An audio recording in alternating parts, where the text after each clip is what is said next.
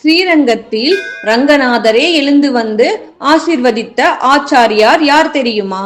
ஒரு மனிதருக்காக கோவிலில் இருக்கும் பெருமாளே தானே எழுந்து வந்து அருள் செய்தாராம். ஒரு வருடம் முழுவதும் அவரது உபதேசத்தை கேட்டு வந்தாராம். யார் அந்த ஆச்சாரியார்? அவர் அந்த அளவுக்கு உயர்ந்தவரா? அவர்தான் மணவாள மாமுனிவர். ஆச்சாரியார் பக்தியின் உச்சம். இவர் சொன்ன முக்கிய தத்துவம், பெருமாளை அடைவதற்கு ஆச்சாரியாரின் வாசல்தான் வழி. இது ஒரு கருத்து மட்டும் இல்லை, அவர் வாழ்க்கை முழுவதும் அதை நடைமுறைப்படுத்தினார். ஸ்ரீரங்கத்தில் நடந்த அதிசயம்.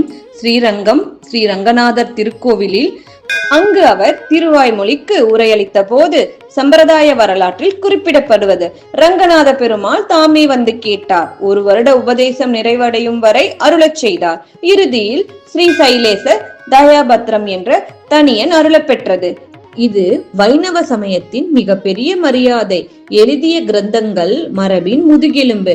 உபதேச ரத்தின மாலை, திருவாய்மொழி நூற்றந்தாதி, ஆரத்தி பிரபந்தம் இவை வெறும் நூல்கள் இல்லை, ஸ்ரீ வைணவ மரபு வாழ காரணமான ஆதாரம். இன்று நாம் நேரடியாக பெரிய தத்துவம் புரியாமல் இருந்தாலும் ஒரு ஆச்சாரியாரை நினைத்து சரணாகதி செய்வது வாழ்க்கையை அமைதியாக்கும்.